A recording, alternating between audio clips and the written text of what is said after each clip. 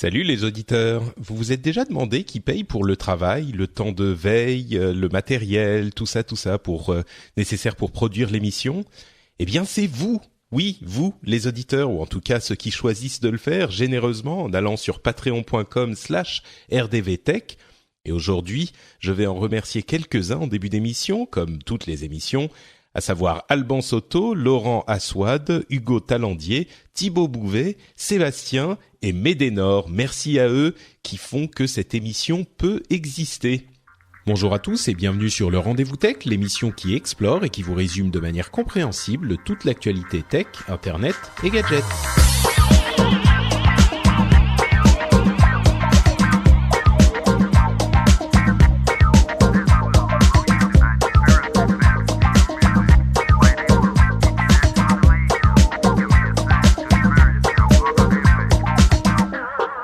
Bonjour à tous et bienvenue sur le Rendez-vous Tech, l'émission bimensuelle où on vous résume toute l'actu tech, internet et gadgets. C'est très simple, si vous aimez un petit peu la tech, si vous pensez qu'il est important d'être au courant de ce qui se passe dans ce monde merveilleux, eh bien vous pouvez tout simplement, au lieu d'aller écumer tous les blogs, tous les articles, les centaines de news qui sortent chaque jour, écoutez le Rendez-vous Tech, une fois toutes les 2 semaines, et en 1 heure et demie, on vous résume tout ce qu'il y a d'important à retenir.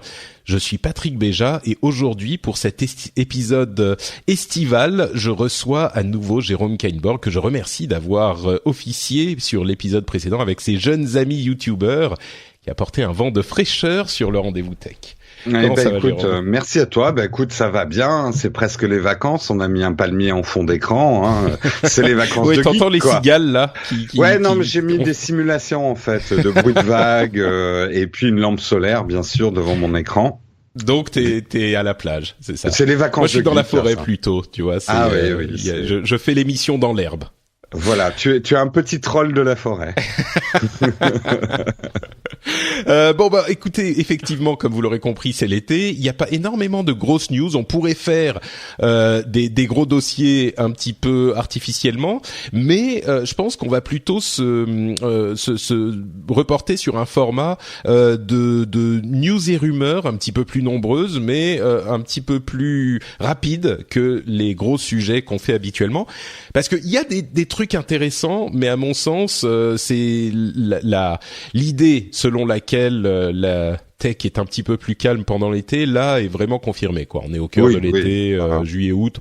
On sent que même à la Silicon Valley, ils sont un petit peu en vacances. Il y a quelques outsiders qui en profitent pour faire des annonces, mais effectivement, c'est plus calme. Donc on va vous parler de quoi ? On va vous parler de matériel avec des news sur les nouveaux téléphones Samsung et Apple. On a du matériel chez Facebook qui va faire des casques de réalité virtuelle directement. Il y a d'ailleurs, d'autres choses qu'ils vont fabriquer aussi. On va parler un petit peu du Tesla Model 3, du fait que Jeff Bezos est l'homme le plus riche du monde, mais non, pas vraiment. Bill Gates est repassé devant. De VPN qui disparaissent en Chine et en Russie. On a plein de choses comme ça dont on va vous parler. Mais on va donc commencer avec de la tech pur jus, avec les rumeurs sur les nouveaux téléphones, encore une fois Apple bien sûr, qui commence à se confirmer, et Samsung, et un petit peu rapidement. Alors, Samsung, le Galaxy Note 8, qui devrait être annoncé, on va dire fin août, si je ne m'abuse, devrait avoir un écran 6,3 pouces en Super AMOLED, donc vraiment super qualité. Snapdragon 835, c'est le cas du Galaxy S8. Une certification IP68, donc étanche. Caméra 12 mégapixels, double caméra 12 mégapixels, ou plutôt double appareil photo 12 mégapixels avec stabilisation optique à l'arrière, et une batterie de 3300 mAh. J'imagine que toi, ce qui attire ton attention, c'est surtout les caméras. Il faut dire que le reste, c'est à peu près similaire au Galaxy S8, donc un petit peu le top de ce qui se fait aujourd'hui, mais 2 caméras avec stabilisation optique de 12 mégapixels à l'arrière, ça t'intéresse? Ça m'intéresse. Après, il parle d'un zoom optique x3, ça m'a l'air un peu capillotracté. Ils vont encore nous sortir un truc genre zoom hybride machin. En tout cas, les photos qu'ils donnent, qu'on voit, qui sont celles du constructeur quand même. Enfin, ce qu'on voit, j'attends de voir, j'attends de tester.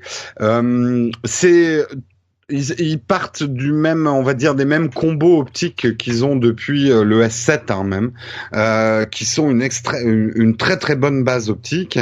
Après, mais il y avait déjà deux caméras sur les. Non, il n'y avait pas de caméra. Il y avait pas de caméra. Le truc de deux caméras. Là, c'est encore que des rumeurs, mais. Deux caméras, pour avoir testé pas mal de smartphones avec deux caméras cette année, tu peux faire tout ou rien avec deux caméras. Tu peux mettre deux caméras et ça a ou très peu d'intérêt, comme certains smartphones que j'ai testés récemment, ou alors tu peux faire des choses comme Apple l'a fait, comme Xiaomi l'a un peu fait, où tu vas varier ce qu'on appelle la longueur focale, et puis travailler sur la différence entre les deux caméras pour me faire du mapping 3D, des choses comme ça. En gros, deux caméras, c'est un argument marketing visuel avant tout, mais après, il y a finalement peu de compagnies qui en font vraiment quelque chose d'intéressant derrière. C'est un peu comme je me rends compte comme toutes les caméras, enfin les appareils photo, les capteurs en fait. C'est vraiment que la moitié de l'équation sur les téléphones mobiles. C'est même le tiers. Ah oui, d'accord, à ce moment-là. En fait, pour juger de la qualité photo d'un smartphone, tu as les qualités du capteur, tu as les qualités optiques et ensuite, et c'est souvent le truc qu'on oublie, le traitement électronique de l'image. C'est à ça que je pensais, ouais. Mais c'est vrai que j'avais même pas fait la différenciation entre le capteur et l'optique. C'est vrai que les deux sont importants, ouais. Donc, oui, parce que tu peux avoir un bon capteur mais une optique qui va pas suivre derrière, et ce genre de choses. Et d'ailleurs, il y avait eu en entrefilet là, c'est ce faux bad buzz d'un ancien ingénieur de chez Google qui disait que les iPhones avaient des meilleures caméras que tout ce qui pouvait exister sur Android. Là où il avait pas complètement tort, sans réveiller la polémique, c'est que le problème d'Android, c'est l'unification du traitement électronique de l'image. C'est-à-dire que Samsung va traiter l'image à sa sauce, Sony va la traiter à une autre, ce qui fait qu'il n'y a pas un tronc commun comme il peut y avoir sur iOS et une constance en tout cas dans le traitement électronique de l'image. Donc tu vas te fier à un capteur qui est le même de l'un à l'autre, mais tu vas pas du tout avoir les mêmes résultats photo derrière. Donc ça peut poser effectivement un problème pour l'évolution de la photo dans le monde Android en fait. Bon bah justement, on évoque forcément quand on parle de qualité de smartphone et de photos, on évoque forcément l'iPhone, et les dernières rumeurs sur l'iPhone 8 ou iPhone Edition, ou on ne sait pas comment il s'appellera, semblent confirmer, notamment grâce à une fuite du système d'exploitation du HomePod. Donc le HomePod, vous savez, c'est cette enceinte intelligente qui devrait être disponible avant la fin de l'année de chez Apple. Enfin, enceinte intelligente, enceinte intelligente. Et donc le système d'exploitation est basé sur iOS, comme on s'en doute, et il y a des références à ce fameux iPhone 8. Alors, est-ce que c'est une fuite contrôlée ou pas? Dieu seul sait. Mais le fait est qu'il semblerait que finalement, il n'y ait plus du tout de Touch ID sur cet iPhone 8 et qu'il y ait pour remplacer ça le fameux Face ID ou le Grimlock qu'on évoquait ensemble il y a quelques temps, le Grimlock, et que la reconnaissance faciale donc qui remplacerait tout ça soit beaucoup plus fiable que dans les systèmes qu'on a vus jusqu'à maintenant, qui pouvaient être trompé par une simple photo. Là, il y aurait une vraie perception de profondeur, etc. Et qui pourrait même fonctionner quand le téléphone est posé à plat. Donc, je ne sais pas s'il y aurait une sorte de large focale pour capter votre visage, même quand vous n'êtes pas directement devant. Ouais, si un mapping, voilà, ça remplacerait ça remplacerait a priori le Touch ID, qui disparaîtrait complètement de cette édition spéciale et qui, à mon sens, reviendrait peut-être dans le prochain où il y aurait les deux. Mais je sais pas si Apple ferait si Apple le présente comme un pas en arrière, tu vois, s'ils abandonnent le Touch ID, ils vont pas le remettre. Parce qu'ils vont dire on a mieux que le Touch ID, donc ils vont pas le remettre derrière. Je me demande s'ils peuvent pas se sortir du truc en disant c'est un prototype pour vous montrer enfin pas un prototype, mais genre c'est une édition spéciale un peu machin où on vous montre un petit peu le mieux de ce qu'on peut faire dans tel domaine, mais le prochain ça sera le vrai iPhone 8, et là à ce moment il y aura la convergence des technologies. Moi je crois pas à l'abandon total du Touch ID. Je pense qu'il sera Pourtant, les rumeurs commencent à être concordantes là. Oui, mais moi comme tu disais tout à l'heure, je pense aussi qu'il y a un côté fuite contrôlée contrôler. Parce que je me mets, et là je suis mort de rire parce que j'imagine les ingénieurs de chez Samsung avec ce genre de fuite, eux qui sont en train de bosser à fond sur un Touch ID sous l'écran. Ça, non mais merde, non Apple, faites-le quoi, non, attendez, ah non, enfin voilà. Moi, je fais mon pronostic.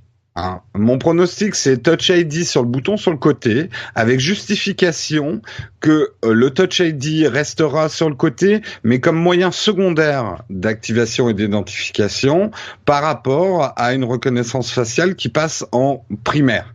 Et c'est comme ça qu'Apple va nous vendre le fait qu'ils sont pas arrivés à mettre l'empreinte digitale sous l'écran.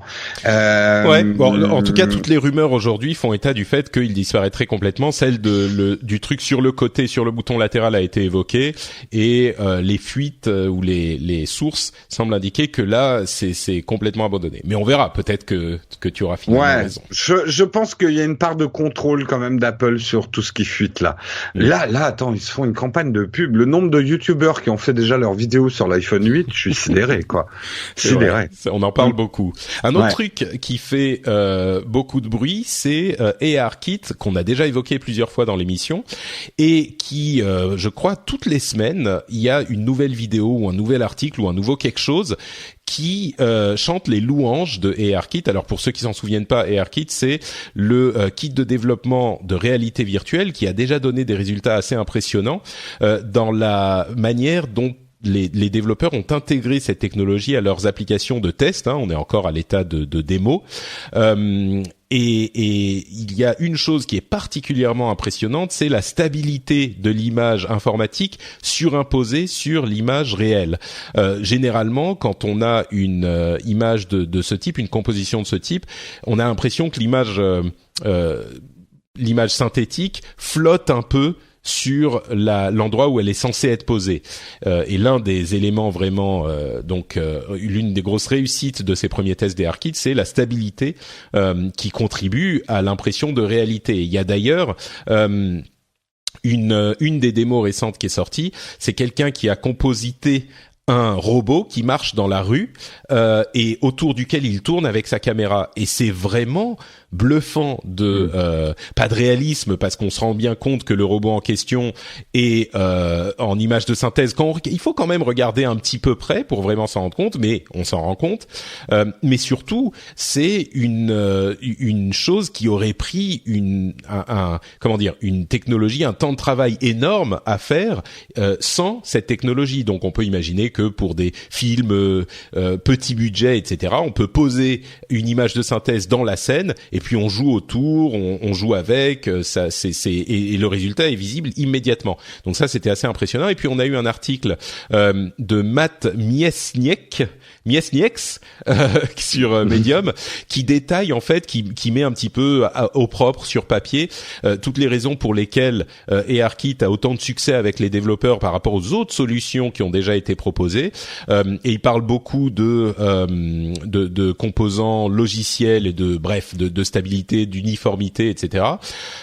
Bon, ce qu'il en reste au final, c'est que ça reste des trucs sur des téléphones. Il faudrait voir comment ça, si Apple sort un matériel correspondant. Et on a eu des rumeurs sur 2 prototypes qui sont en train d'être développés, soit un truc à la Google Cardboard où on met le téléphone dans une base d'une sorte de lunette et le téléphone va faire office de machine et d'écran, ou alors comme on s'en doute, un casque indépendant qui aurait déjà l'écran, le matériel intégré. Mais bon, ils sont en train de travailler dessus. Bref, au-delà de ça, ARKit, effectivement, vraiment des premiers pas impressionnants, quoi.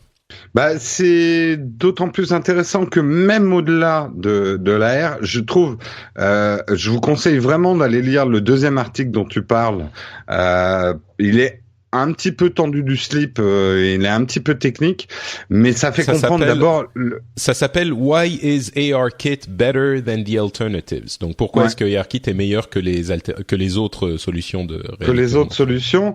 Bon, en gros, il explique que c'est aussi l'uniformité de Apple software, hardware qui permet justement d'avoir développé un ARKit qui a l'air quand même beaucoup plus précis et beaucoup plus fiables que les autres qui ont affaire à une multiplicité de hardware. On retombe toujours finalement sur le même problème. Mais il y a aussi une question de rafraîchissement, rafraîchissement de l'écran et des capteurs, de la manière dont les capteurs eux-mêmes travaillent avec les autres capteurs. Enfin, je veux dire, les capteurs photo travaillent avec les autres capteurs qui sont hyper précis et qui se mettent à jour beaucoup plus souvent. Donc on a genre 1000 Hz au lieu de 30, enfin ce genre de truc. Bref. Mais en fait, ce que j'adore ce type d'article parce que tu te rends compte quand même le boulot qu'il y a derrière ces technologies que probablement on va avoir en se disant oh c'est cool, enfin qu'on va critiquer nous le truc il est pas génial et tu t'aperçois à quel point un truc auquel j'avais pas pensé mais pour construire un mapping 3D d'une image, c'est un peu pixel par pixel, il va analyser, mais qu'est-ce qui se passe quand un nuage passe devant le soleil? Tous tes pixels changent de couleur. Donc, ça veut dire pour le computer là, enfin l'ordinateur, en gros lui il comprend que t'as bougé, mais non t'as pas bougé, il y a juste eu un nuage. Donc comment faire comprendre que c'est juste un nuage? Enfin il y a des trucs tu te dis waouh putain j'avais pas pensé à tout ça quoi. Ouais, et c'est quand même des technologies de dingue et qui évoluent à une vitesse de dingue aussi. Et j'avoue que toutes ces vidéos de démos qu'on voit sur YouTube,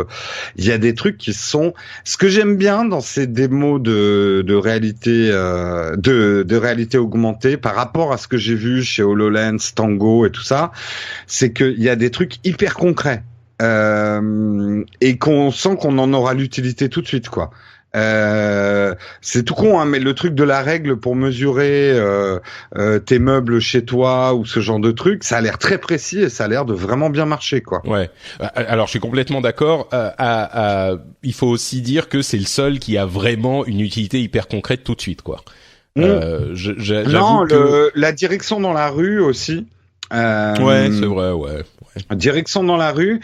Et après, mais je pense que un petit peu comme mais ça on va peut-être en parler après, mais les nouvelles Google Glass, moi de toute façon la réalité augmentée, je pense surtout au monde professionnel. Oui, pouvoir afficher de l'information sur les choses. Au niveau particulier, c'est vrai que les applications vont venir, on n'y a pas pensé à toutes, mais ça sera aussi, on jouera à Minecraft entre deux tasses de café. Alors ça, c'est le genre de truc auquel je crois moyen, mais oui, mais ce qui est sûr, c'est que là, c'est la première implémentation concrète, logicielle, qui est vraiment convaincante. Mais il faut voir aussi que c'est ce que je dis depuis le début, le gros côté casse-gueule de ce genre de truc, c'est pas le logiciel, c'est le matériel. Alors là, ils réussissent vachement bien le logiciel, mais il faut voir comment c'est implémenté dans le matériel, et c'est ça le gros problème. Oui, ça c'est sûr. Et d'ailleurs, Microsoft est en train de designer visiblement une nouvelle puce d'intelligence artificielle pour le HoloLens qui leur permettrait de faire tous les calculs d'intelligence artificielle, genre pour reconnaître le langage, les images, etc., sur l'appareil, sur le HoloLens lui-même, plutôt que de devoir le faire dans le cloud. Donc vraiment le rendre encore plus autonome et même peut-être pas vraiment avoir besoin d'une connexion Internet. Donc oui, tout le monde est en train de travailler dessus. Je sais plus si j'en avais parlé. Si, j'en avais parlé du fait que j'avais testé le HoloLens il y a quelques semaines et que ça m'avait quand même impressionné, surtout à quel point c'est opaque. Les images synthétiques sont opaques et s'intègrent pas mal dans l'environnement réel. Donc bon, ensuite l'utilité c'est une autre question et l'utilité se pose à mon sens aussi, enfin sur toutes les plateformes, y compris celles d'Apple et de Microsoft, etc. Mais un autre truc intéressant dans ces domaines de réalité augmentée, réalité virtuelle, c'est les sources selon lesquelles, enfin les rumeurs selon lesquelles Facebook serait en train de développer un casque de réalité virtuelle autonome, donc sans fil, entièrement autonome, à $200. Donc $200, on va dire 200 €. Qui est à la fois enthousiasmant parce qu'on se dit waouh, un truc à 200 €, c'est le truc qui pourrait démocratiser vraiment la réalité virtuelle, surtout si c'est un truc vraiment autonome, on n'a pas besoin de le relier à un ordinateur. Et puis en même temps, on se dit 200 €, quel type de matériel est-ce que ça va être ? Parce qu'on sait bien que la réalité virtuelle a besoin d'un taux de rafraîchissement, d'une qualité d'écran qui sont quand même élevés pour pas vous donner la nausée. Et à 200 €, alors on sait que les téléphones haut de gamme en pur matériel, généralement ils coûtent, allez, on va dire 200-300 €. Donc on pourrait se dire que il pourrait avoir un matériel équivalent à un téléphone moyen haut de gamme pour ce prix-là, s'ils réussissent à faire des prix intéressants. Mais bon, donc d'un côté il y a cet enthousiasme de ça pourrait démocratiser le truc, et de l'autre il y a ce point d'interrogation sur la qualité, quoi. Bah après surtout on peut aussi se dire où est le véritable argent, et c'est peut-être ça que vous faites, c'est-à-dire en gros il peut aussi faire une visière sur laquelle il fait très très peu de marge, voire pas de marge, parce que Pardon ? Voire la vendre à perte, hein. On a connu ça dans le matériel. Les constructeurs théoriquement, c'est interdit, mais les constructeurs de consoles, par exemple, de consoles de jeux, pendant de très nombreuses années, et encore aujourd'hui dans certains cas, vendent les consoles à perte pour se refaire ensuite sur le matériel, enfin sur les jeux, quoi.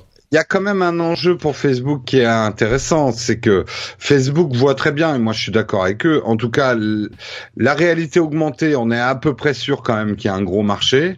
La réalité virtuelle, il y a un gros marché au niveau des gamers, du divertissement et ce genre de choses. Et alors oui et non, excuse-moi, je t'interromps, mais il y a un gros marché, c'est pas encore, on est encore dans cette période d'incertitude, parce que les casques. C'est pour ça que je termine ma phrase. Il y a un gros marché, mais qui aujourd'hui est bridé par le prix d'une accessibilité correcte à cet univers.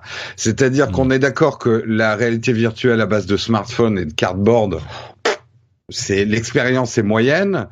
Sur des grosses visières à 800 €, ça devient quand même pas mal du tout.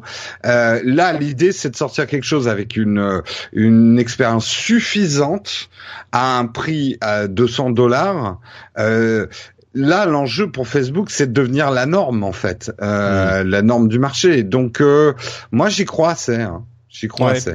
J'avoue qu'il y a vraiment, le truc, c'est que s'ils réussissent à sortir ça autour de 200, même, on va dire 250 €, là, tout à coup, je suis sûr qu'il y a plein, ne serait-ce que d'auditeurs, ça va pas être monsieur tout le monde, mais en tout cas d'auditeurs de ce type d'émission, par exemple, d'enthousiastes tech, qui se disent, bon, 800 ou 600 € avec un truc qu'il faut connecter à ma console ou mon PC, c'est pas vraiment pour moi. Mais 200, autonome, allez, je vais tester. Autonome en plus, oui, c'est ça. Autonome, c'est ça, parce que l'autonomie, pour avoir testé pas mal de visières, c'est bien, mais on a quand même l'impression d'être lié. Enfin, t'as ton cordon ombilical, quoi, qui te ramène un petit peu à la réalité, quoi. Et je peux imaginer un truc comme ça où ils te vendent le casque tout seul, et puis ensuite tu peux ajouter les contrôleurs, parce que dans ce genre de configuration, les contrôleurs sont hyper importants. En réalité virtuelle, c'est vraiment. On disait tout à l'heure, le capteur photo sur une caméra de smartphone, c'est que le tiers du truc. Moi, je dirais vraiment le casque dans la réalité virtuelle, les gens s'en rendent pas compte, mais c'est la moitié du truc. Il faut absolument des manettes qui captent tes mouvements. Sinon, tu t'as pas. Qu'ils vendront à 1200 €. Ouais, pas forcément, mais moi je vois bien le truc à 200 €, plus ensuite si tu les veux, mais concrètement il les faut, le truc à 200, à 150 pour les deux, quoi. Oui. Et ils te vendent le truc de base avec une petite télécommande qui fait pas grand chose. Mais bon, à voir. C'est sûr qu'il y a énormément d'opportunités et que si Facebook réussit à sortir ça en 2018, il y a un autre truc qu'on n'a pas évoqué qui est quand même hyper intéressant, c'est que ça signifierait l'arrivée de Facebook sur le domaine du matériel. Et ça, c'est hyper intéressant aussi. On a d'ailleurs une rumeur selon laquelle Facebook serait en train de préparer sa propre enceinte type Amazon Echo. Donc c'est deux rumeurs sur Facebook dans le matériel, et on peut se dire mais que vient faire Facebook dans le matériel? Mais d'une part, on peut jamais sous-estimer Facebook sur rien, je crois qu'on l'a bien compris depuis quelques années. Et puis ensuite, c'est une trajectoire qui est comparable à celle de Amazon, qui faisait pas de matériel pendant des années et puis qui maintenant a une place importante. Ça serait tout à fait cohérent. Hein. Ça serait tout à fait logique et cohérent de la part de Facebook. Pas de se lancer sur tout et n'importe quoi, mais effectivement, ils ont une vraie carte à jouer. Et effectivement, au niveau d'une intelligence artificielle domestique, Facebook, avec le data qu'ils ont, peut être quelque chose de très intéressant. Ouais. Donc sur ces deux gros domaines d'expansion qui ont encore un gros point d'interrogation au-dessus de mais qui quand même sont les domaines qu'on est en train d'explorer, c'est-à-dire l'intelligence artificielle avec les enceintes connectées ou la présence d'intelligence artificielle partout, et la réalité virtuelle, c'est en gros, on va dire, les plateformes des 5-10 prochaines années. Et le fait que Facebook fasse un gros pari dans ces deux domaines serait tout à fait cohérent.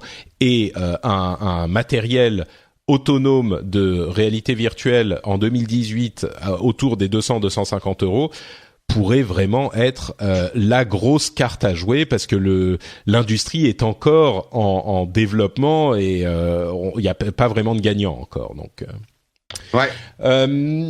Bon. Pardon. En parlant de Facebook, j'ai eu un petit bon. Donc en parlant de Facebook, il y a un petit article que j'ai vu passer sur BuzzFeed qui m'a vraiment interloqué et qui, je pense, interloquera pas mal d'auditeurs quand j'aurai expliqué de quoi il s'agit.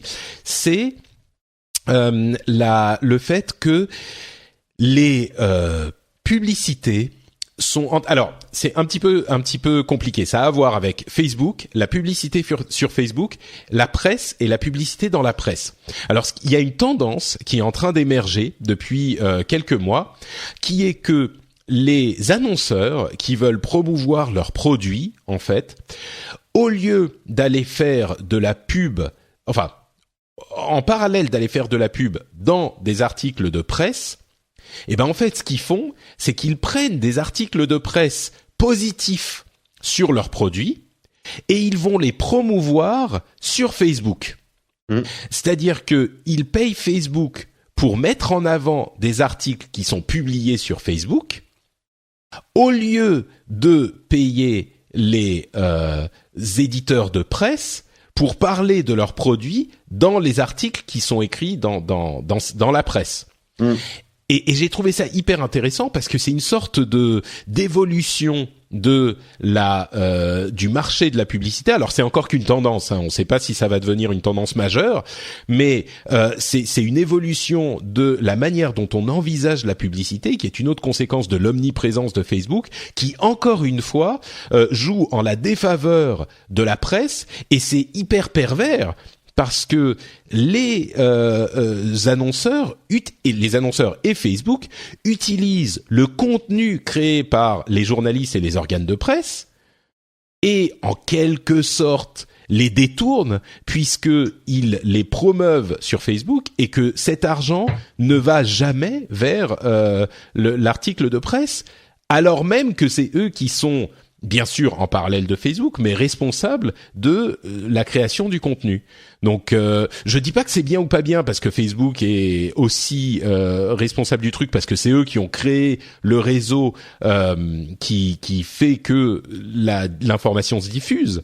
Mais il y a quand même une certaine perversion dans cet état de fait que les annonceurs vont payer Facebook pour promouvoir un contenu créé par quelqu'un d'autre, quoi. On le dit depuis quelques années, hein. Le problème, c'est que là, on est en train d'arriver dans un monde extrêmement pervers. À force de vouloir chasser la pub quand elle ressemblait à de la pub, on a de plus en plus de pubs qui ne ressemblent pas à de la pub, qui, moi, à mon avis, est beaucoup plus perverse, et qui crée en plus des déséquilibres économiques énormes. Parce que, comme tu dis, la presse, c'est double châtiment, là. C'est-à-dire que l'argent risque de rester en cercle fermé entre Facebook et des annonceurs, avec plus aucune rémunération pour des créateurs du contenu journalistes mais déjà c'était pervers le système que des annonceurs payent des journalistes pour créer du contenu positif, parce que là tu dis ils sont pas payés. Le système, à mon avis, là où il devient extrêmement pervers et où on est, moi qui suis dans le test tech, ça m'inquiète énormément, c'est qu'aujourd'hui la pratique consiste à payer quelqu'un qui soit journaliste, blogueur, youtubeur, à produire un texte, sans forcément lui dire d'être positif, mais le fait même que tu le payes, bon, on va pas revenir sur ce débat. Oui, voilà, on a déjà fait le débat plusieurs fois. Ouais, on a déjà fait le débat plusieurs fois, mais bon, je pense que ça a déjà un effet pervers. Que c'est pas clairement indiqué, surtout quand c'est pas clairement indiqué. Mais bref, c'est un autre débat. Et derrière, de promouvoir ce contenu, comme ça ressemble pas à de la pub, mais c'est vraiment de la pub. Quand tu et du coup, bon, disons que le contenu en question, 10 fois plus efficace. Moi, je viens de la pub. Je peux te dire que ce type de publicité est 10 à 100 fois plus efficace qu'une pub en termes marketing. Parce que tu ne vois pas que c'est une pub, justement. Ouais, bien sûr. Ouais. Mais là, vraiment, la tendance qui, encore une fois, c'est une tendance, c'est pas non plus une lame de fond, donc c'est pas le moment de s'affoler complètement, mais il faut en être conscient. Là, ce qui est vraiment nouveau, c'est le fait que l'argent de la pub, c'est-à-dire même ceux qui font de la pub, ils vont mettre en avant du contenu qui est pas forcément du contenu qu'ils ont commandé eux-mêmes. Hein. Ça peut être simplement un test positif qu'a fait un journaliste en toute sincérité, en toute neutralité, en toute autonomie.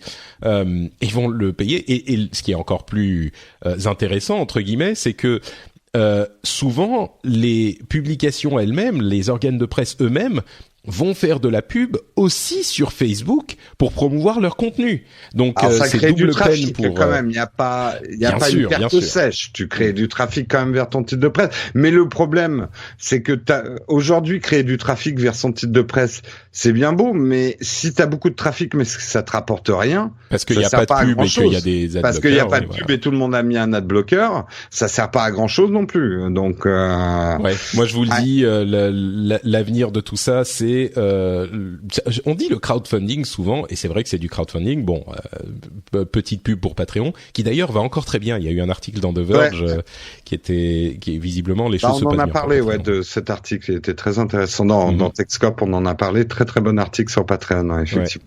Ouais. Mais oui, mais donc si on se met à payer pour le contenu qu'on consomme, tout à coup tous ces problèmes disparaissent. Oui, je suis d'accord avec toi, Patrick, mais que partiellement. C'est-à-dire que tout ne pourra pas fonctionner avec du crowdfunding. Et le problème, moi, je le dis parce que ça m'inquiète vraiment sincèrement.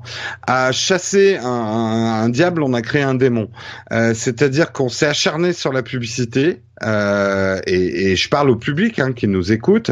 La pub c'est mal, la pub c'est pas bien, c'est intrusif, c'est machin. Et effectivement, il fallait mettre des garde-fous. Mais ça, on le dit depuis longtemps. Attention.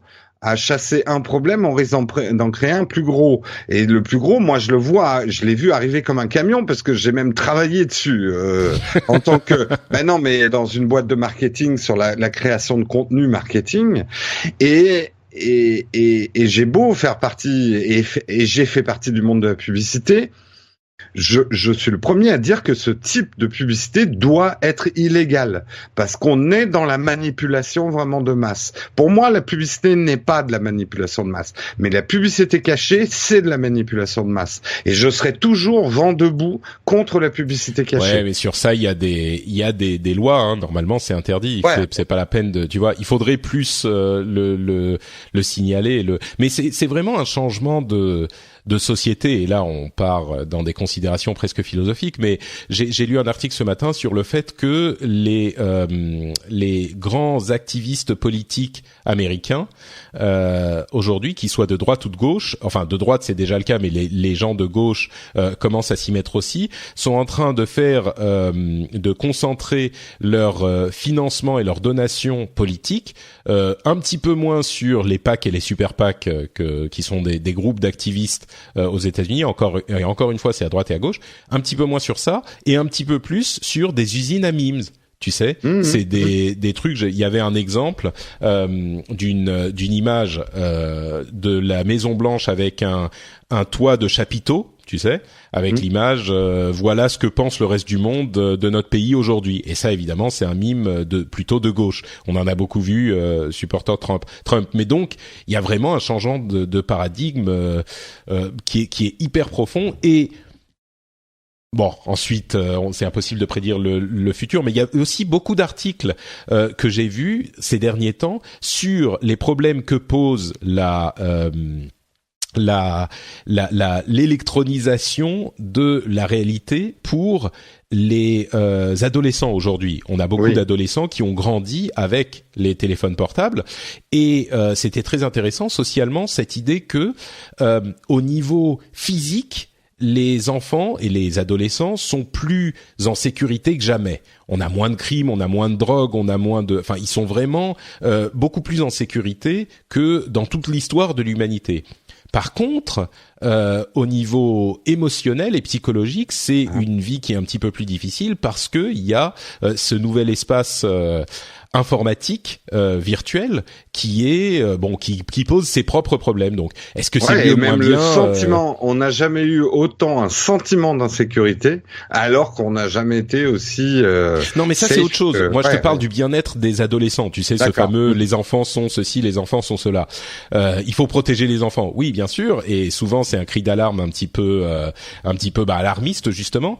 Mais on a des études qui commencent à être faites de manière un petit peu sérieuse, qui montrent que on a beaucoup gagné en sécurité physique, mais cette insécurité, mais cette instabilité psychologique peut-être se manifeste de manière un petit peu plus grande parce que ils sont toujours en contact tous ensemble. Il y a une pression qui s'opère par les réseaux sociaux, il y a etc.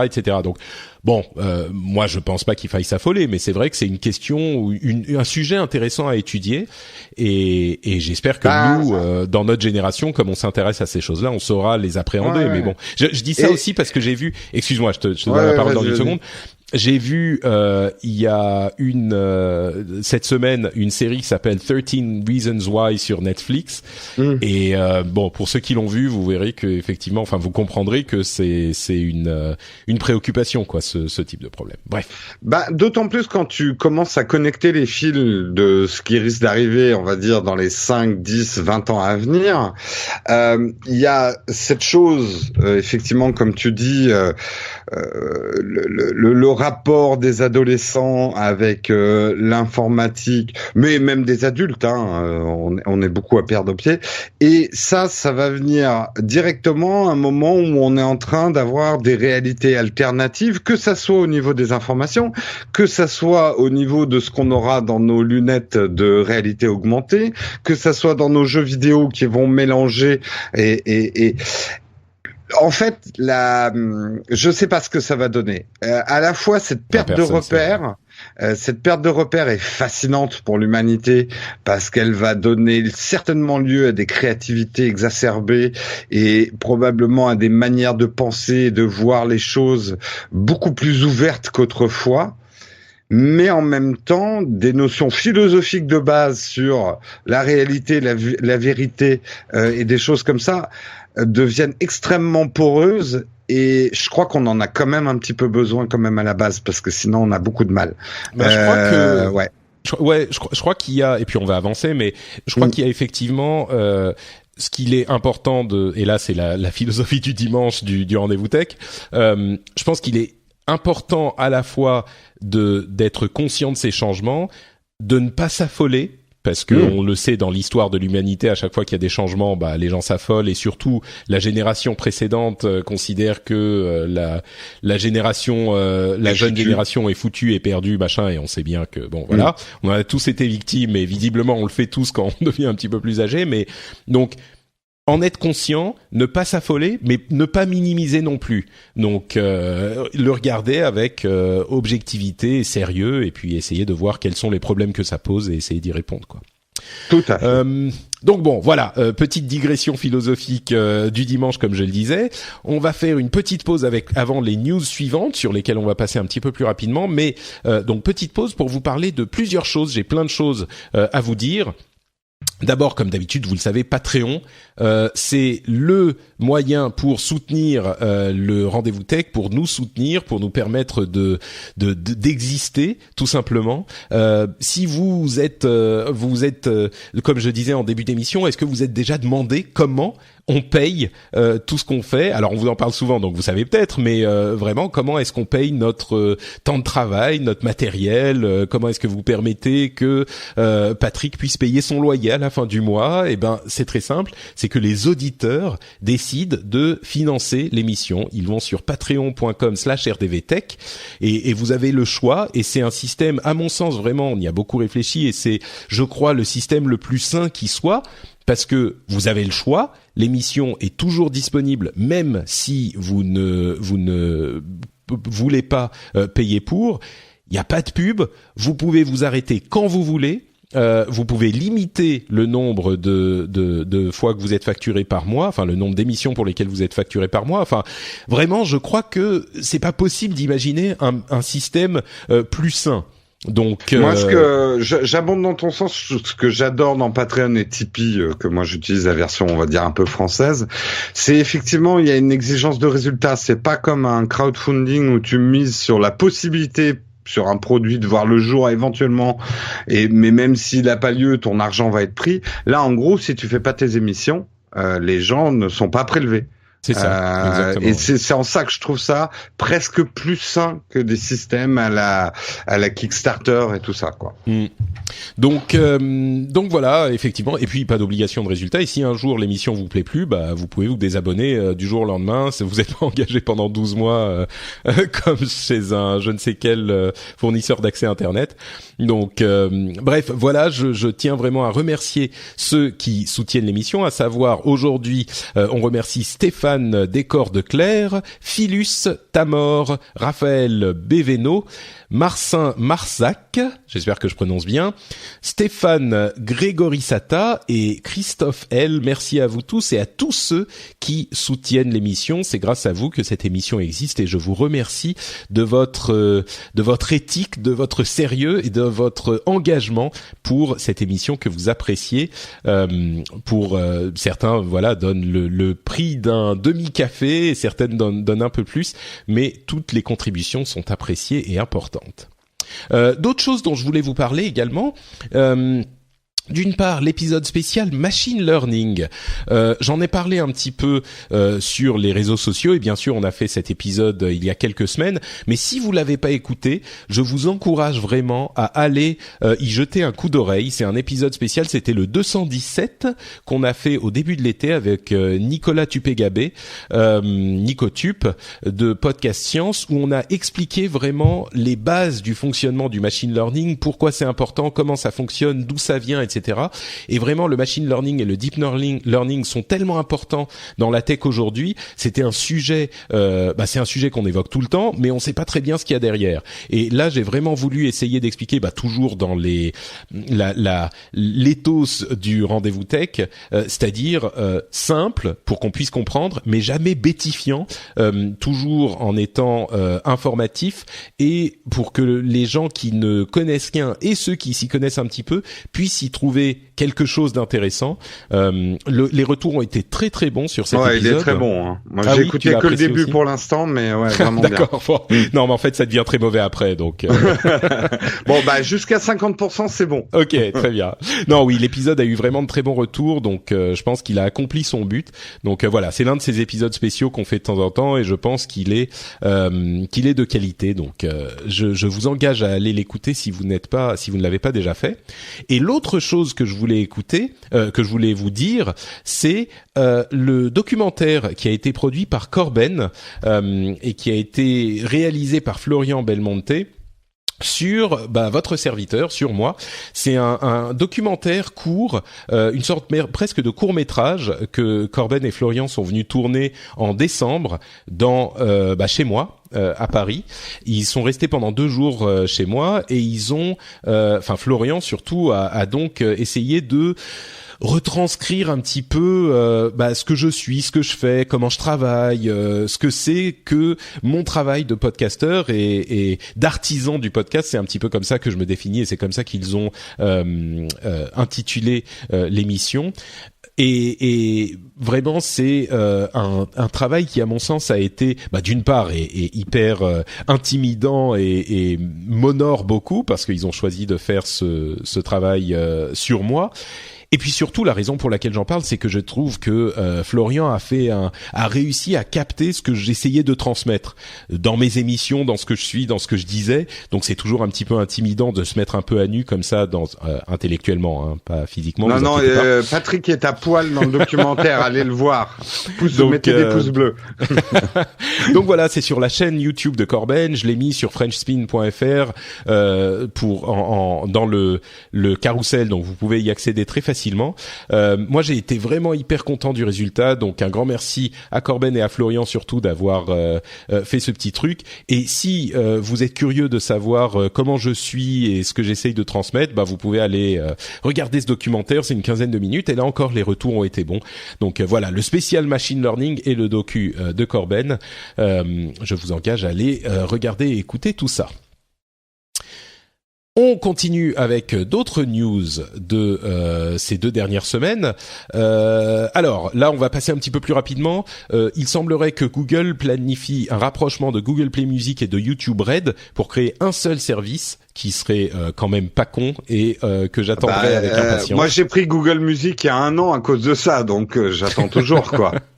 YouTube Red, c'est un truc que moi j'aimerais vraiment avoir, un truc pour plus avoir de pubs sur YouTube. Maintenant, ils savent que je regarde énormément YouTube, donc ils me mettent des pubs à chaque vidéo.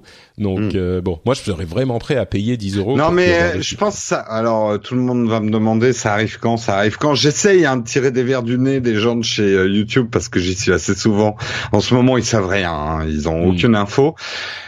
Je pense qu'ils sont en train de préparer quelque chose et à ce moment-là, ça sera mondial.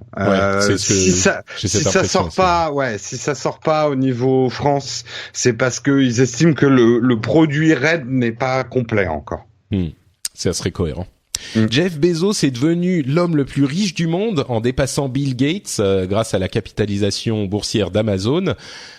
Et ça a duré que quelques heures et Bill Gates est repassé devant quand Amazon a rechuté un petit peu. Mais bon, il n'empêche, c'est quand même un mouvement assez impressionnant. On vous dit depuis des mois qu'Amazon est en train de devenir une locomotive inarrêtable dans le domaine de la tech. Et bon, là, c'est l'une des manifestations de cette montée inexorable. Mais c'est toujours amusant / intéressant à constater, quoi. Ce qui est amusant, c'est de voir à quel point la bourse détestait Jeff, et d'ailleurs le déteste toujours, parce qu'il fait un truc horrible pour un patron, c'est que les bénéfices qu'il fait, il les réinvestit. Ouais. Alors ça, c'est un crime odieux aux yeux des boursicoteurs, de la bourse.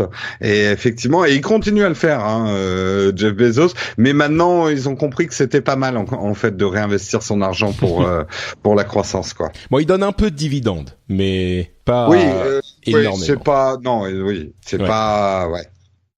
On a des annonces d'usines qui seraient construites aux États-Unis, à Foxconn qui va investir dans le Wisconsin, et Donald Trump qui a leaké une annonce qui n'est pas du tout officielle et qui n'a peut-être pas fait plaisir à Apple, selon laquelle il y aurait 3 usines qui seraient prévues par Apple aux États-Unis. Alors il n'y a pas du tout de détails, on ne sait même pas si c'est vrai, mais peut-être. Si, il a donné une info, elles seront grandes et grandes. Ouais, c'est ça. Il a aussi dit qu'elle serait magnifique. Ouais. Donc, mais bon, plusieurs indications. Alors, à voir si ça se concrétise. Mais donc, des usines de fabrication de produits tech aux États-Unis, donc dans des pays développés. Est-ce que c'est une tendance qui va continuer à augmenter? Est-ce que c'est une réponse à la véhémence du président Trump sur ces sujets? On sait pas, mais voilà, quelques petites indications. Je suis plus cynique. Moi, je pense que c'est surtout un deal pour pouvoir avoir une loi fiscale avantageuse. Qui leur permettrait de ramener pour moi, c'est même clair. Trump, il a dit, OK, vous ramenez vos bénéfices, mais vous me faites 3 usines pour que je sois réélu avec des mecs qui feront rien parce qu'ils n'ont pas les compétences pour aux États-Unis, parce que le fond du problème, il est là. C'est bien beau de construire des usines pour fabriquer des smartphones, mais les gens qui ont les compétences pour faire des smartphones, ils sont plus aux États-Unis. Et depuis longtemps. Mais ça peut se réentraîner. C'est compliqué. Oui, mais ça sera un peu artificiel. Je veux dire, ça va être un peu, désolé désolé du terme, mais ça va être un peu l'emploi jeune de la tech, quoi. Ça va être des fausses usines pour avoir des bénéfices. Je suis très cynique. Hein, ouais. Moi, je te trouve quand même hyper cynique. Je pense que il y a, en particulier aux États-Unis, c'est peut-être pas exactement les mêmes situations dans la vieille Europe, mais aux États-Unis, il y a quand même des territoires complètement sinistrés où il y avait des gens qui étaient justement dans ces pays de. Alors, l'un des exemples, c'est le charbon, mais il y a pas que ça. Il y a plus d'usines, il y a plus rien. Et moi, je pense qu'il est possible. Tu vois, c'est des formations qui sont pas non plus des trucs qui te prennent 4 ans. On va leur faire emballer de l'iPhone dans du carton. Personne va vouloir y bosser, même. Ouais, bon, bref, on verra ce que ça donne. Effectivement, moi, je trouve, il y a certainement une part de vérité dans ce que tu dis, mais je trouve que c'est quand même hyper cynique la manière dont tu l'approches. Mais je suis très cynique. C'est vrai. Justement, à propos de cynisme, Google.org, donc l'organisation caritative de Google, a annoncé qu'ils allaient investir 50 millions dans des études qui essaieraient d'analyser la nature, les changements de la nature du travail aux États-Unis et en Europe. Alors c'est en partenariat avec d'autres organisations, mais c'est un investissement qui, on se doute bien que Google est intéressé par ce type de mouvement et peut-être que ça peut leur redorer un petit peu leur image, mais voilà, investir dans les études sur la nature, le changement de la nature même du travail, c'est quelque chose qui, à mon sens, est nécessaire, qui est toujours nécessaire, mais encore plus aujourd'hui, quoi. Je suis à fond là-dessus, moi. C'est même mon cheval de bataille, c'est qu'il faut redéfinir ce que c'est que le travail, sinon on s'en sortira pas. Ouais. À voir. D'ailleurs, j'en profite, pour dire en passant que dans les tendances que je vois, je parlais des tendances des articles, beaucoup d'articles écrits sur les changements sur le quotidien des adolescents et des enfants. D'autres articles que je vois de plus en plus, c'est ces questions qui commencent à se poser sur le fait qu'il faille ou non casser et diviser les grosses entreprises de la tech, les fameuses GAFAM. Alors, on n'y est pas du tout encore, et c'est pas la question qui se pose. Vous savez, c'est comme quand on demandait il y a une ou deux décennies, s'il fallait diviser Microsoft en Windows d'un côté et Office de l'autre, parce qu'ils étaient trop hégémoniques et qu'ils s'influençaient l'un l'autre. Là, on n'y est pas encore, mais le vrai problème qui se pose, c'est pas « Ah mon Dieu, Google est trop gros, ils ont toutes nos données » ou « Ah mon Dieu, Facebook est trop gros, ils ont toutes nos données ». C'est pas ça le problème. Le problème, c'est que il y a naturellement, quand il y a des changements de paradigme, des renouvellements qui se font par des sociétés innovantes qui vont venir remplacer ou rafraîchir le status quo avec les grosses sociétés qui étaient déjà là, qui vont se faire remplacer par d'autres. On l'a vu à plusieurs reprises avec IBM qui s'est fait remplacer par Microsoft, Apple et d'autres. On a vu, même s'ils sont encore là, ces renouvellements s'effectuer avec Internet et l'émergence d'autres concurrents comme Amazon, Facebook, etc., Google. Là, le problème, c'est que ces changements de paradigme étant l'intelligence artificielle et la réalité virtuelle, possiblement, les gros d'aujourd'hui sont ceux qui sont le mieux placés pour contrôler ces marchés demain. Et c'est ça qui est inquiétant. C'est pas le fait qu'ils soient gros aujourd'hui, parce que l'un dans l'autre, on réussit plus ou moins à les contrôler ou à les orienter dans la bonne direction avec la pression politique et sociétale, mais il semblerait que ils seront les mieux positionnés pour contrôler les industries importantes demain, même avec les changements de paradigme de l'intelligence artificielle et de la réalité virtuelle. Donc, c'est à voir, c'est une réflexion à faire sur 5 ans, on va dire. Mais les gens commencent à considérer le problème. Et ça, c'est quelque chose qui n'existait pas vraiment il y a quelques années encore, quoi. Voilà. Je pense que ça serait peut-être pas une mauvaise idée, en fait, en y réfléchissant. À voir. Il y a des trucs. Le problème, c'est que comment tu les divises aussi. Il y a des trucs qui sont clairs. On l'a fait avec le pétrole, on l'a fait avec le téléphone, on l'a déjà fait avec l'industrie ferroviaire, on l'a fait, oui. L'aviation, c'est tout à fait faisable. Ça reste des bonnes industries derrière.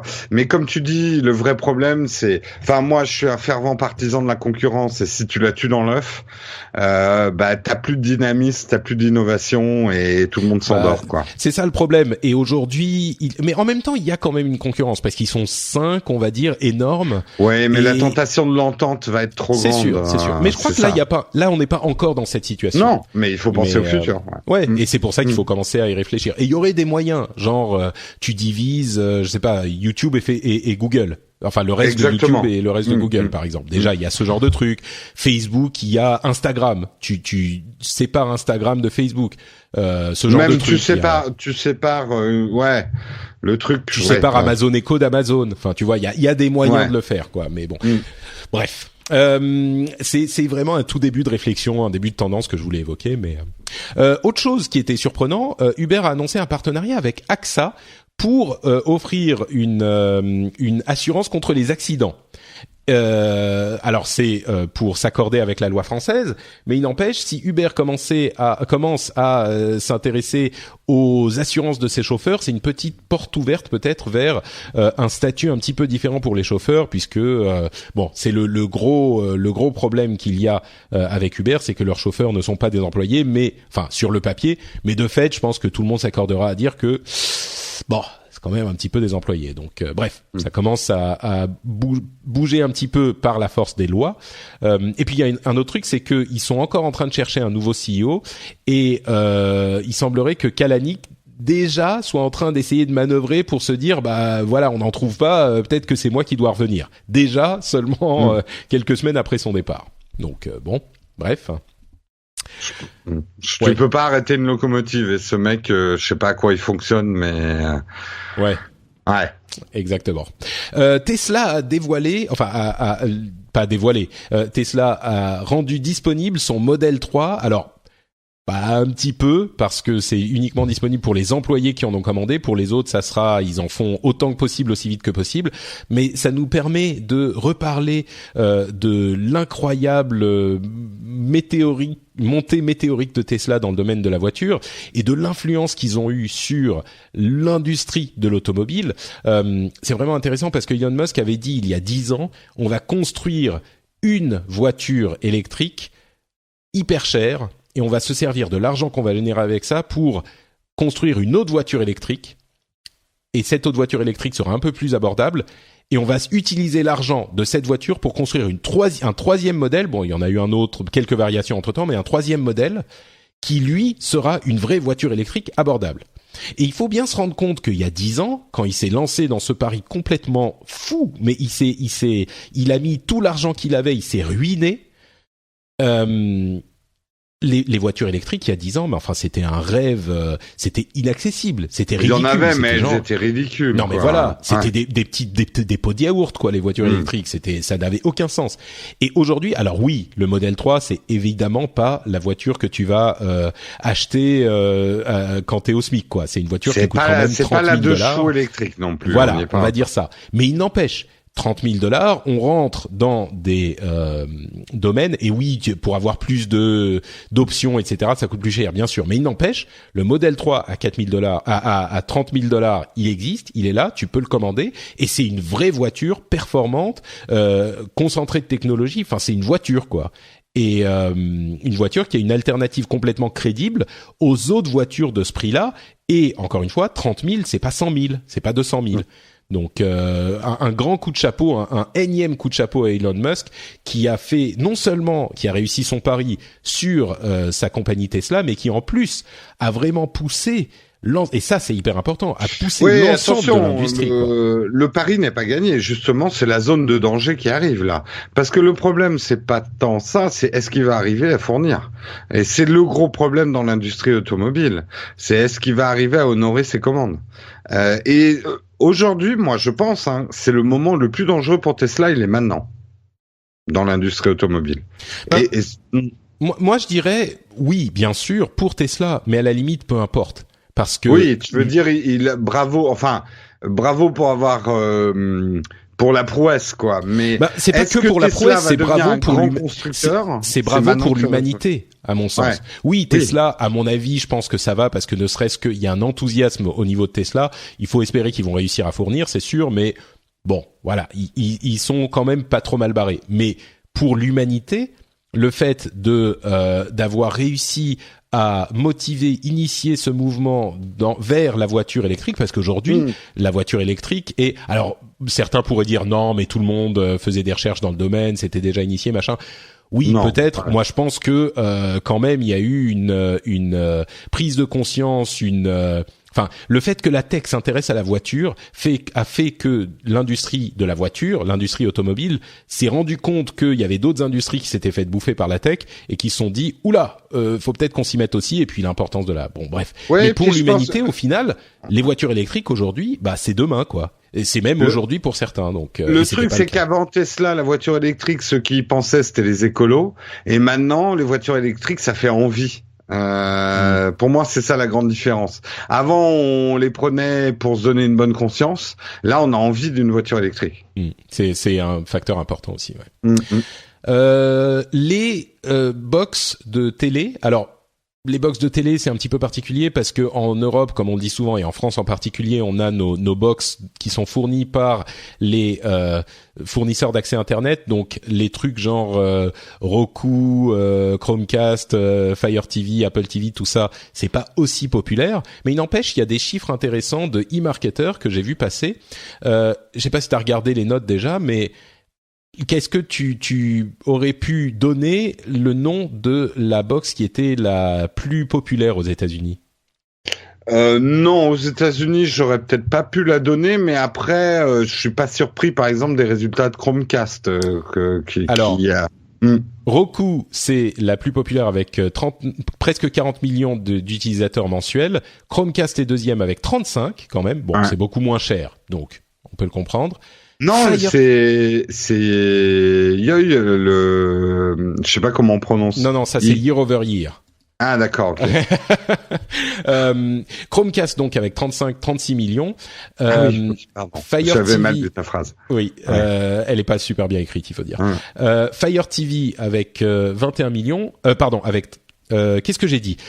Chromecast avec 37 millions, Fire TV avec 36 millions. Et très loin derrière, l'Apple TV avec 21 millions d'utilisateurs mensuels.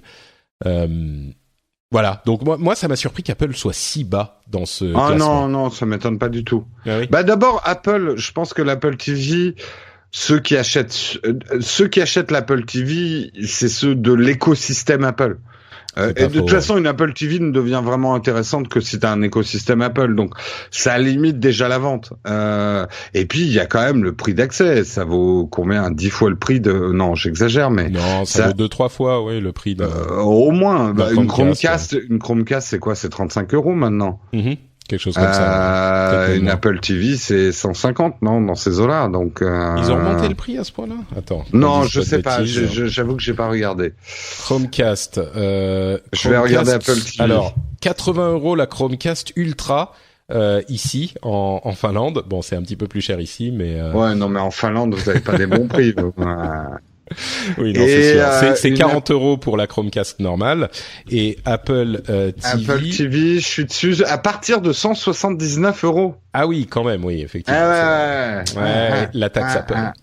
La taxe Apple. D'ailleurs, il y a une 4K, une Apple TV 4K qui devrait arriver cet automne, on imagine. Pareil, c'est dans les informations. Oups, on les a mis dans le HomePod. Voilà, exactement. Tiens, en parlant de l'influence des grands et en particulier d'Apple, Adobe a annoncé qu'ils allaient arrêter de mettre à jour et de distribuer Flash à la fin de 2020. Alors bon, on est quand même très très loin de la sortie de l'iPhone, mais je me souviens avec émotion de ce combat épique entre Adobe et Steve Jobs, enfin Adobe et Apple, sur est-ce que Flash est important et nécessaire ou pas sur les smartphones, et des gens qui étaient hyper déçus qu'il soit pas sur le des gens qui disaient l'iPhone ne marchera jamais s'il a pas Flash. Ouais. Et c'était au-delà de la question de est-ce que c'était un bon téléphone ou pas. Vraiment une analyse à cette époque, et certains qui nous écoutent aujourd'hui 10 ans plus tard se rendent peut-être pas compte parce qu'ils sont un peu trop jeunes de l'importance de Flash à l'époque, mais c'était vraiment un argument crédible de se dire que le téléphone marcherait pas parce qu'il y a pas Flash. Flash était omniprésent. Apple était foutu. C'est comme l'abandon de la prise jack, quoi. C'est un peu ça, ouais. C'était le drame. Mais on peut aussi admirer la clairvoyance d'Adobe dans ce domaine, qui après s'être battu, on va dire pendant 2-3 ans, a commencé à comprendre que Flash allait péricliter et s'est complètement transformé. Et s'est reconcentré sur ces domaines où ils étaient plus forts et ont réussi aujourd'hui à être un acteur qui compte dans leur domaine, mais, mais ils ont revu pas gagné, quoi, parce que Flash model, était leur business à je sais pas combien de pourcents, mais une grosse partie, quoi. Oui, ils ont revu complètement leur business model. Bon, je dois avouer qu'il fait un peu chier parce que le système d'abonnement, c'est très très cher maintenant. Mais si c'est juste pour Photoshop, ça va. Moi, je paye 10 € par mois tranquillement. Oui, mais on a rarement besoin juste de photos. Disons que ça devient cher quand tu vas au-delà, ouais. Ouais, c'est ça, ouais. Quand t'es un petit indépendant, quand t'es une grosse boîte, tu t'en fous. Ouais, mais pour les indépendants, c'est très dur, hein. C'est très très dur. Et la version piratée, ça se fait plus. Enfin, il y a tellement de problèmes de sécurité que tu peux plus trop te permettre, quoi. Ah oui, moi je sais pas, j'ai jamais rien piraté, donc. C'est bien. Je sais pas de quoi tu parles. Aucune idée. J'en ai entendu parler. Hein. Oui, c'est ça, bien sûr, oui. Tiens, un petit truc qui se passe dans le monde de Bitcoin. Alors, je vous avoue que c'est un truc hyper compliqué, donc j'ai pas bien suivi exactement tous les détails techniques, mais en gros, Bitcoin s'est séparé en 2 entités différentes. Il y a toujours Bitcoin et il y a de l'autre côté Bitcoin Cash, et ces 2 crypto-monnaies qui fonctionnent maintenant de manière un petit peu différente. Il y avait un gros débat et un gros désaccord sur la manière dont fonctionnait dont fonctionnait Bitcoin, et donc une partie des ingénieurs, une partie de la base a dit bon, fuck you, nous on va aller faire les choses d'une manière différente parce que c'est pas tenable sur le long terme. Mais ce qui s'est passé, si j'ai bien compris, alors venez me dire dans les commentaires si c'est pas le cas, hein, je me trompe peut-être, mais ils ont copié le ledger, la blockchain de Bitcoin, et il y a d'une part maintenant les gens qui ont les bitcoins, et tous ceux qui avaient des bitcoins ont aussi maintenant des bitcoins cash. Alors il faut faire une petite opération technique pour créer son portefeuille Bitcoin Cash en plus du portefeuille du Bitcoin. Les bitcoins existent toujours et valent toujours ce qu'ils valent, et Bitcoin Cash, ils ont simplement créé de l'argent en plus. Alors, la valeur de Bitcoin Cash est pas déterminée. Aujourd'hui, visiblement, ça vaut pas mal. Ils étaient, il y a quelques jours, à la 3e crypto-monnaie la plus chère après Bitcoin. Il aurait tout à fait été possible que ça vaille rien du tout. Donc, mais c'est fascinant de voir qu'ils ont... Alors, on peut se dire, oui, tous les gouvernements font ça. On peut créer de l'argent de nulle part. C'est vrai. Et ça vaut uniquement la valeur que donne la confiance qu'on a en cette monnaie. C'est le cas pour Bitcoin Cash. Mais là, ils ont simplement divisé le truc et créé tout le monde, tous ceux qui avaient des bitcoins, c'était pas mon cas, ont aussi des Bitcoin Cash. Enfin, moi, ça me retourne un petit peu la tête, cette histoire, quoi. Mais, je suis sûr qu'il y a des experts qui viendront nous dire que je me trompe, mais dans les commentaires. Mais... Moi, je suis un peu comme toi. Je comprends. Puis j'essaie de voir les aspects économiques, mais quand je vois parce que certains disaient mais ça va être catastrophique cette histoire. Puis là, le Bitcoin, il a dépassé son record. Il est à $3000 le Bitcoin ce matin. Je trouve ça fascinant, mais je comprends pas tout.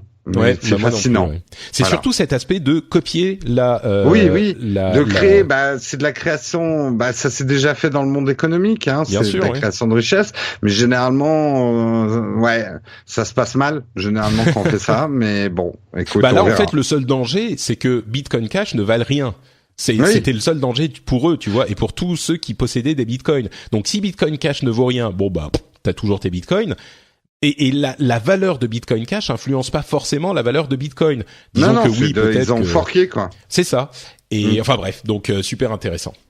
Vous savez, ce fameux redressement fiscal de Google qu'avait décidé le gouvernement, il a été annulé par la justice française. Alors, c'est le tribunal administratif de Paris qui a décidé, en fait, le problème. C'est le fisc lui réclamait un peu plus d'1 milliard de dollars parce que il y avait des emplois qui étaient de fait facturés en Irlande, qui en fait étaient effectués en France. des travaux, du travail de Google qui étaient facturés en Irlande, mais dont la France estimait, le fisc français estimait qu'ils étaient effectués en France. Et ce qu'a estimé le tribunal de Paris, c'est que en fait, il y avait aucune preuve. Il n'y avait pas d'établissement stable pour ces activités en France. Donc, il n'y a pas vraiment de preuve qu'il y a cette activité en France. Et alors, moi, j'ai pas vraiment d'avis là-dessus. Je pense que si Google, effectivement, dissimule du travail en France, évidemment, il faut un redressement et il faut qu'ils payent leurs taxes. Mais si effectivement c'est la nature du travail sur Internet qui fait qu'ils peuvent faire ça pour la France depuis l'Irlande, c'est beaucoup plus compliqué. Et donc voilà, je sais pas qu'est-ce qui va se sortir de cette histoire au final.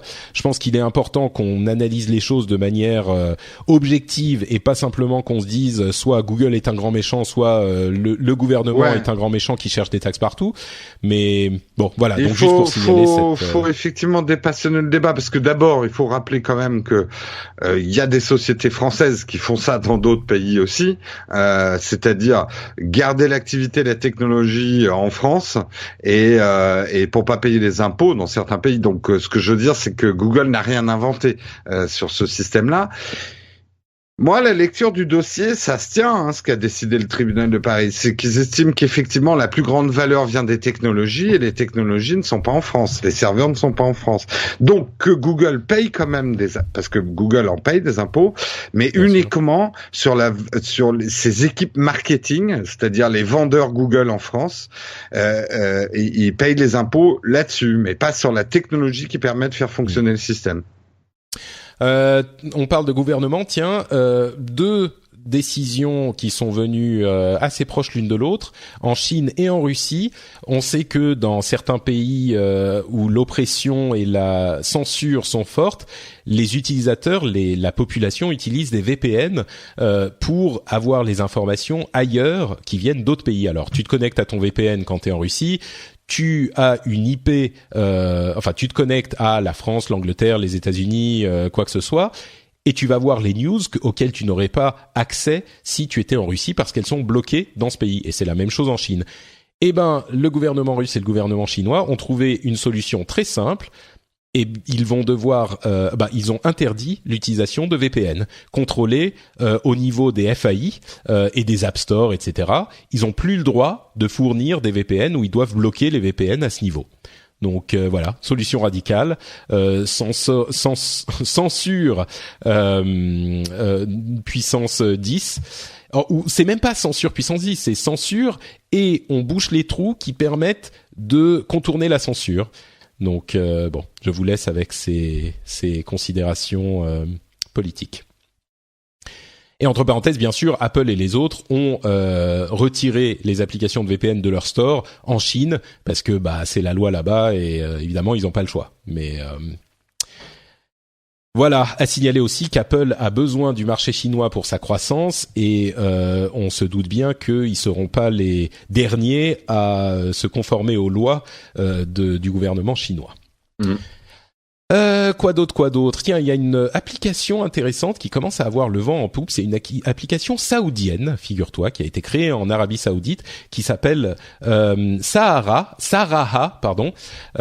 Attendez, j'ai du bruit là. Saraha, qui veut dire qu'est-ce que ça veut dire? Ça veut dire candeur ou ouverture. Je suis en train de voir un article de Fortune.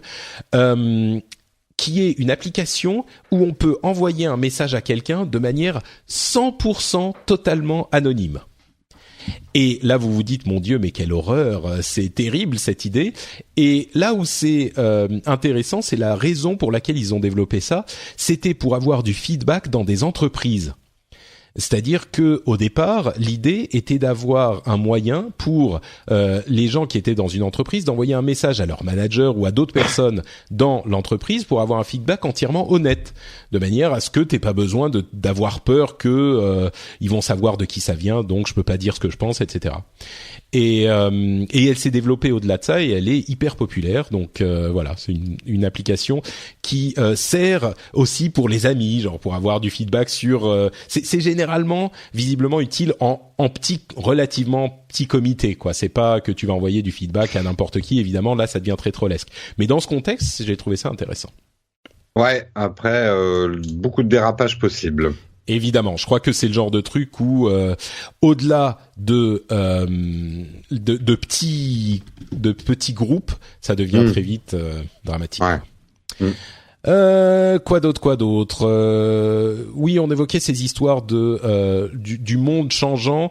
Il y a Facebook qui est en train de tester différentes techniques pour essayer de contrecarrer les fake news qui se diffusent partout. D'une part, il y a l'idée de d'afficher des articles connexes aux sujets populaires, y compris pour les sujets fake news qui se diffusent beaucoup. Genre, tu vas à côté afficher un article qui va expliquer le sujet en question. Donc essayer d'amener avec la fake news la not fake news, la vraie news à côté. Et puis ils sont en train de tester la possibilité d'afficher des updates de politiciens locaux dans les flux de personnes qui ne suivent, même s'ils ne suivent pas ce politicien sur Facebook, au plus une fois par semaine, donc c'est quand même assez limité, mais c'est un moyen d'impliquer les gens dans la vie politique, même s'ils veulent pas. Alors évidemment après, tu veux pas, mais tu l'as quand même, c'est un peu frustrant. Je sais pas si c'est la bonne solution et c'est encore qu'un test, mais ils sont en train. Moi je trouve que c'est pas mal de voir qu'ils sont en train de tester un petit peu partout, plein de manières, eux et Google et les autres, de combattre tous ces problèmes que pose le nouveau monde virtuel, y compris la désinformation, quoi. Et si tu t'intéresses pas à la politique, t'inquiète pas, elle s'intéressera à toi. Je voulais en conclusion lire ou plutôt proposer une petite discussion ici et puis aussi dans les commentaires de l'émission donc un commentaire de notre ami Loconox, Jérémy, qui est un auditeur de longue date, qui était déjà d'ailleurs depuis Azeroth.fr, et qui est un libriste convaincu, donc un adepte des logiciels libres, qui a réagi à l'épisode précédent, donc que vous aviez fait toi Jérôme avec Guy et Léo, et qui nous dit s'il vous plaît un peu de cohérence entre le discours et les actes. Je dis qu'il a réagi à votre épisode, mais c'était de manière un petit peu plus générale, et je pense que ça s'appliquera aussi à cet épisode. Alors il nous dit donc s'il vous plaît un peu de cohérence entre le discours et les actes. Je suis toujours assez surpris de voir que vous vous émouviez de l'importance que prennent les GAFA dans le monde de la tech. Il a oublié Microsoft, donc les GAFAM, mais qu'en même temps vous ne sembliez pas tellement chercher à vous en détacher. Si vous souhaitiez réellement que ces plateformes aient moins d'importance, qu'Internet soit un peu moins centralisé et se développe une vraie saine pluralité, il est possible d'agir à notre niveau, et c'est assez simple. Il suffit de faire quelques efforts pour se passer de ces plateformes. Je ne parle pas de changement brutal, mais d'agir petit à petit pour s'en passer. Aujourd'hui, je change mon moteur de recherche pour utiliser Qwant. Rien ne m'empêche de continuer à utiliser Gmail ou de parfois faire des recherches avec Google lorsque je ne trouve pas un résultat probant. Demain, je me passe de Gmail, etc. Chacun à son rythme. Alors, c'est un sujet qui revient souvent chez les gens qui sont partisans du logiciel libre, ou même tout simplement d'un petit peu plus de pluralité, comme il le dit, dans le monde de la tech. Et je lui ai répondu. Et il m'a répondu en retour, donc avec une longue réponse qui expliquait ses idées. Mais moi, je trouve que c'est une idée qui est évidemment intéressante, et surtout que sur le papier, je trouve qu'il a 100% raison, et j'aimerais agir comme il le dit. Le problème, c'est que pour moi, il y a toujours un tas de problèmes avec ces alternatives, enfin, avec l'idée dans la pratique. Et j'en ai soulevé 2 dans ma réponse, auquel lui-même a répondu. Donc encore une fois, je vous encourage à aller voir sur les commentaires de l'émission 218 ou à venir commenter vous-même sur ce sujet dans l'épisode 219. Mais il y a 2 problèmes principaux pour moi. D'une part, il y a toujours une plus grande qualité significative dans les services qui sont proposés par des sociétés commerciales. Et là, je suis sûr qu'il y a des libristes qui vont dont la tête va exploser de rage et de fureur. Mais c'est un problème qu'on connaît depuis depuis que l'informatique existe en fait. Je me souviens très bien dans les années 90, les gens à la fin des années 90 et même 2000, les gens qui vantaient les avantages de Linux par rapport à Windows qui était omniprésent. Les gens qui vantaient OpenOffice ou même LibreOffice ensuite par rapport à Office. Et j'ai testé tous ces trucs. Je t'interromps, avec toujours un argument, et je me moque pas, mais qui était souvent le même. Je l'ai installé chez ma mère, elle est très contente.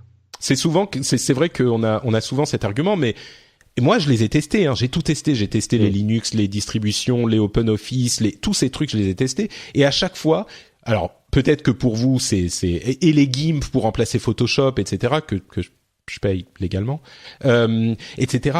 Mais je suis désolé, à chaque fois, pour moi en tout cas, le produit est inférieur. Et aujourd'hui, on a les mêmes problèmes. Quant, je l'ai testé pendant des mois, je suis pas aussi satisfait du service. Et puis il y a un facteur de praticité. On parle par exemple de Mastodon. Pour remplacer Twitter, sur Mastodon, il n'y a plus personne déjà. Toutes ces alternatives ne sont pas viables pour les utiliser de la même manière que celles qu'on a aujourd'hui. Et l'autre aspect, alors encore une fois, c'est mon analyse, mais l'autre aspect, c'est que tous ces problèmes, certes, sont réels, la concentration des informations, etc., mais il y a, à mon sens, une pression gouvernementale et sociétale qui sont aujourd'hui suffisantes pour nous éviter le pire. C'est-à-dire que je trouve que tous ces acteurs de l'informatique sont relativement bons acteurs de la société. Relativement, bien sûr, ils poussent un peu le bouchon. Je suis sûr qu'il y a des gens qui sont à gauche du spectre politique qui vont dire mais tu te rends pas compte, ils font ceci, destruction d'emplois, abus fiscaux, etc.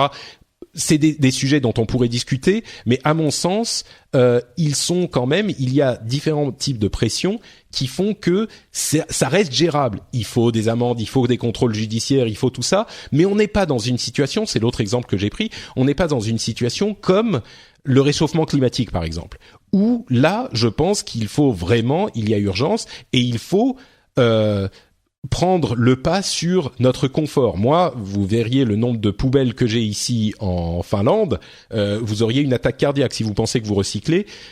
Ici, on fait vraiment des efforts. On fait des efforts, enfin, on essaye à mon niveau, moi j'essaye d'acheter local, j'essaye de soutenir l'industrie locale, de prendre de la bouffe de saison pour éviter. Enfin bref, sur ce genre de trucs, oui, là on est à un niveau de danger qui est plus qu'urgent. Sur ces autres catégories, sur les GAFAM, oui, il y a des problèmes et il est bon d'y réfléchir, mais pour moi en tout cas, j'ai pas suffisamment de motivation où je me dis le ciel est en train de nous tomber sur la tête pour me pousser à l'époque utiliser Linux plutôt que Windows, à utiliser aujourd'hui je sais pas moi Quant plutôt que Google, même si je l'ai testé. Enfin voilà, pour moi c'est ces deux facteurs qui jouent ensemble pour faire que personnellement je sais que les libristes disent mais un peu de cohérence entre les discours et les actes. Mais je crois qu'ils substituent leur discours au nôtre. Moi, je suis pas en train de dire que le ciel est en train de nous tomber sur la tête, et je crois que beaucoup de libristes disent mon Dieu, l'omniprésence de Google, Apple, enfin des GAFAM, c'est la fin du monde. J'exagère, mais pour eux, c'est un petit peu la fin du monde. C'est la fin d'Internet, c'est la centralisation, c'est la fin de l'esprit d'Internet.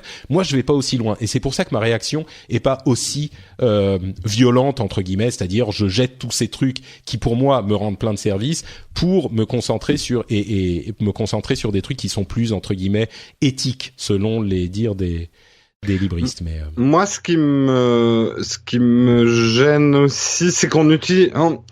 On oublie une composante vraiment importante de pourquoi on utilise quelque chose et pourquoi on n'utilise pas autre chose.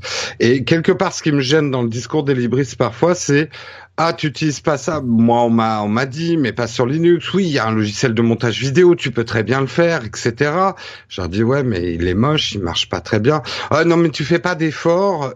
Quelque part, la responsabilité est toujours du côté de l'utilisateur qui n'utilise pas du libre de droit parce que c'est un flemmard et un non-militant. Le rôle numéro 1 d'un producteur, de quelqu'un qui produit un logiciel ou d'un groupe qui produit le logiciel, c'est de donner envie de l'utiliser. Et finalement, je fais le raccourci un peu audacieux avec des discours de véganes ou de végétariens, c'est que par la culpabilisation, tu vas pas pousser les gens à utiliser quelque chose. Par contre, moi, pour avoir mangé des plats véganes qui étaient succulents, ça me donne envie, tu vois, de m'intéresser à ça. Et aujourd'hui, dans le domaine du libre, certains logiciels m'ont donné envie vraiment de continuer dessus, mais il y en a peu. La plupart, comme tu dis, pour moi, offre une expérience inférieure. Et c'est comme le piratage, tant que l'expérience n'est pas supérieure, je vais pas payer. Là, c'est un peu la même chose. Tant que l'expérience n'est pas supérieure, bah, je passerai pas au libre, quoi. C'est marrant cet argument auquel j'avais jamais pensé, mais effectivement, l'idée que ce parallèle avec le piratage, parce que les libristes vont être, je pense, les premiers à te dire que pour le problème du piratage est le même. Les ayants droit qui ne veulent pas voir que l'accès à leur production est le problème principal du piratage. Voilà, c'est mais c'est un peu provoque, là-dessus. Mais j'inverse le problème. Ouais, non, mais je suis assez d'accord. Et tout ça ne dit pas que le libre n'a pas de bon. Au contraire, je veux dire, il y a eu, enfin, Linux, on l'a évoqué. Linux a conquis le monde entier. C'est le système d'exploitation principal dans le monde entier. Je veux dire, Android, c'est un dérivé de Linux. Tous les serveurs du monde tournent sur Linux. Enfin, Linux a complètement gagné. C'est juste que on l'utilise pas sur nos ordinateurs de bureau. Mais voilà, il y a ça. Il y a l'idée dont certains se moquaient de Wikipédia, qui fonctionne hyper bien avec une ouverture incroyable. Je veux dire, il y a des domaines dans lesquels ça marche très bien. Et c'est ces domaines qui sont enthousiasmants, mais ça veut pas dire que ça marche partout. Et peut-être que c'est dû au fait que les libristes sont trop souvent des ingénieurs qui ne se concentrent pas assez sur l'interface, ou je veux dire, il y a peut-être ce genre de problème, mais le fait est que la réalité est ce qu'elle est. Et comme tu le dis, on peut culpabiliser les gens du jour au lendemain, enfin tous les jours de notre vie. Ouais, parce que on peut me prouver par plein de lignes de code que GIMP est aussi puissant que Photoshop, ok, mais il est beaucoup moins agréable à utiliser. Non, et puis surtout, c'est pas vrai. LibreOffice a toujours eu 2 versions de retard sur Office. GIMP a toujours eu, alors des fonctionnalités qui n'étaient pas. Alors peut-être que tous ces outils font que les gens qui développent les outils non libres se bougent les fesses pour continuer à rester meilleurs. Ça, c'est tout à fait possible. Mais bref, quoi qu'il en soit, bon, nous, c'est notre manière de voir les choses. Je serais très curieux et intéressé d'avoir l'avis des libristes, surtout par rapport à nos arguments dont on a parlé maintenant, quoi. Ne venez pas, si c'est juste pour nous redire, ah oui, mais non, le ciel nous tombe sur la tête, donc il faut utiliser Quant plutôt que Google, ou je sais pas, où il faut utiliser LibreOffice plutôt qu'Office. Oui, on nous l'a déjà dit, et je pense que voilà, mais par rapport à ce qu'on dit, si vous avez d'autres réflexions, d'autres manières de voir les choses, nous expliquer pourquoi, etc., ça serait intéressant. Et sur ces considérations, je pense qu'on va arriver à la conclusion de l'épisode. Merci beaucoup Jérôme d'avoir pris quelques dizaines de minutes, une petite heure et demie pour passer du temps avec moi. C'est toujours un plaisir. Dans la forêt, dans l'été, dans le soleil. Est-ce que tu peux nous dire où on peut te retrouver sur Internet ? Eh ben moi, vous pouvez me retrouver sur Nowtech TV, sur YouTube, donc également sur une deuxième chaîne qu'on vient de lancer qui s'appelle Nowtech Live, avec des lives qu'on fait tous les matins de 8h à 9h sur l'ActuTech. Et je me permets de faire une petite publicité parce que ça intéressera peut-être certains. J'ai sorti 3 vidéos sur iOS 11 et l'iPad Pro, parce que certains se posent peut-être la question avant la rentrée, est-ce qu'ils vont s'acheter un nouveau portable ou un iPad Pro ou même une Surface. Et avec 3 vidéos sur des approches un petit peu différentes du problème, je peux peut-être vous aider dans vos décisions d'achat. J'ai beaucoup aimé celle sur le choix entre les différentes tailles en fait. Et là, il y en a une qui sort, tu l'as pas encore vue, mais qui s'appelle « Mon iPad Pro est mieux que ton PC ». Je pense que ça va faire parler de... Très bien, le clickbait, j'adore. Un peu. Bon, très bien. Oui, moi j'aime bien mon iPad Pro. J'avoue que depuis quelques mois que je l'ai, je commence à l'utiliser un petit peu comme j'utilisais mon ancien iPad qui était pas pro, et du coup je me pose un petit peu des questions. Mais non, moi c'est l'inverse. C'est une révolution pour moi. J'ai vu que t'avais gardé ton 10.5 pouces, donc. Oui, je garde celui-là et surtout mon MacBook Air qui me servait pour faire certaines tâches bureautiques que j'arrivais mal à faire sur l'iPad. Depuis iOS 11, je n'ai absolument plus besoin de mon MacBook Air, quoi. Bon, allez voir la vidéo. Mon iPad est mieux que ton PC, justement, pour savoir pourquoi. Sur la chaîne Nowtech TV. Et pour ma part, je vais rappeler encore une fois quelques petits sujets dont j'ai parlé dans l'émission. D'abord, le spécial machine learning. Encore une fois, c'est le 217. Je vous encourage à aller l'écouter et peut-être même à dire à vos amis d'écouter le Rendez-vous Tech pour cet épisode-là et le Rendez-vous Tech en général, parce que c'est une bonne introduction peut-être au format. N'oubliez pas non plus le documentaire de Corben qui est accessible depuis le site frenchspin.fr. Vous pouvez aller sur Frenchspin et directement vous aurez le lien vers cet article dans le carrousel. Et puis quoi d'autre? patreon.com/rdvtech. Si justement vous êtes un vrai et que vous voulez vous engager, en même temps un engagement relativement modeste, quelques euros par mois et avec une limite, et comme je le disais, vous pouvez vous désengager quand vous voulez. Et vous pouvez aller sur patreon.com/rdvtech. Ça prend vraiment 2 minutes à faire et on a le lien dans les notes de l'émission, donc vous pouvez même sur votre téléphone portable, je suis sûr, le faire directement en cliquant sur le lien depuis votre application de lecture de podcast. Vous pourriez déjà être en train de le faire là si vous vouliez. Et puis sinon, vous pouvez aller sur iTunes aussi ou sur votre catalogue de podcasts et laisser un commentaire, comme l'ont fait Rico27FR, Ulysse52 ou même GifJ avec il y en a d'autres, ils ont mis 5 étoiles. Je vais lire au hasard un commentaire: enrichissant et agréable, merci pour ce podcast de qualité, un podcast de choix, 5 ans que je l'écoute sans rater un seul épisode, des intervenants passionnés et un podcasteur chevronné qui nous hameçonne sur les différents aspects de la tech. Respect et remerciements et respect à vous tous qui nous écoutez et qui nous appréciez, et un remerciement particulier à ceux qui sont contributeurs sur patreon.com/rdvtech.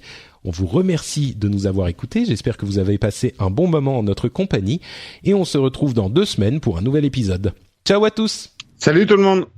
Ah zut, merde, j'ai oublié d'en parler. On va faire une réunion IRL en septembre, une petite réunion podcast Rendez-vous Tech, French Spin, etc.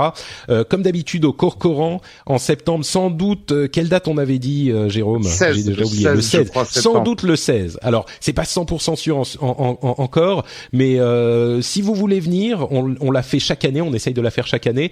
Si vous voulez venir, commencez à penser au week-end du 16 au Sacré-Cœur à Paris, au Corcoran. Ça sera a priori à 16h comme l'année dernière. Un goûter quoi. Voilà, un goûter. Goûter Guinness. Exactement. Voilà, on se verra donc en septembre. Ça sera cool. Ciao.